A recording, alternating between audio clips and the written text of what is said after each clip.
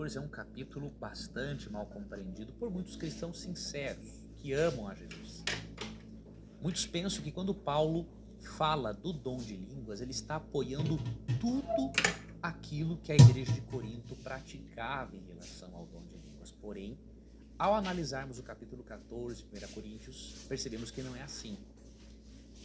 Nós podemos dividir este capítulo em pelo menos 3 partes. Tá? Aqui do versículo 1 até o versículo 9, nós percebemos que Paulo está criticando, melhor, está fazendo uma menção ao dom de línguas como era usado na igreja de Corinto. Ele está mencionando o dom de línguas usado da forma errada. Ele não está apoiando, ele está contextualizando o leitor para que o leitor entenda o problema com o qual ele está lidando. Já a partir do versículo 10, você percebe que o apóstolo Paulo começa a dar algumas diretrizes a mais. E a partir do versículo 20 até, pelo menos aqui, até o versículo 40, você percebe que Paulo já começa também a dar algumas diretrizes para a ordem no culto. Por quê? Porque os coríntios estavam fazendo um uso equivocado do dom de línguas e estavam bagunçando o culto.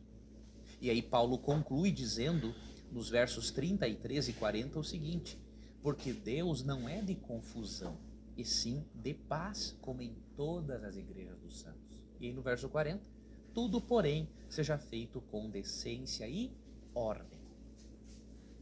Veja, na primeira parte, o apóstolo Paulo menciona o dom usado de maneira errada. Na segunda parte, o apóstolo Paulo começa a corrigir o dom, mostrando a forma correta de utilizar o dom de línguas. E na terceira parte, ele dá mais instruções ainda sobre o dom e dá instruções de como deve ser o culto a Deus. Então perceba, precisamos avaliar o contexto, a estrutura do capítulo, para vermos o que Paulo apoia em relação ao dom de línguas e o que ele desaprova. E eu tenho uma notícia muito boa para você, que é especialmente um irmão pentecostal e que pensa não ser ainda batizado pelo Espírito Santo por você não falar em línguas. Você sabia que mesmo que você não fale em línguas, você tem o Espírito Santo com você? Eu vou ler um texto para você, muito importante, porque eu sei que tem muitos amigos e irmãos pentecostais que têm uma frustração constante por não falarem em línguas como outros irmãos supostamente o falam. Esses irmãos sinceros acham que não são batizados com o Espírito Santo.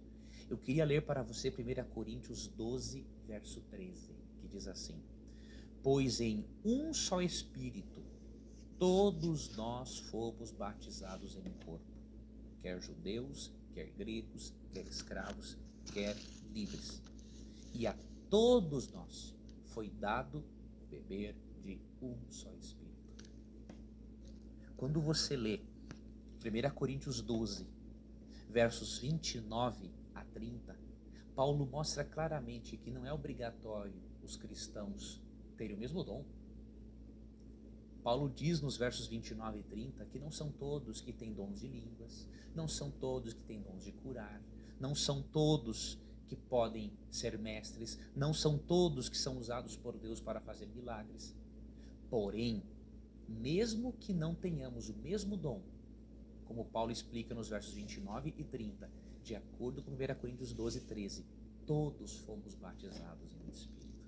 Então, meu querido irmão pentecostal, não importa o dom espiritual que você tenha, se você pela fé recebeu a Jesus Cristo como seu Salvador, você é sim batizado com o Espírito Santo. Falsa compreensão do dom de línguas frustre você, desanime você da caminhada cristã e deixe você com a incerteza da salvação. Tá ok? Muito obrigado.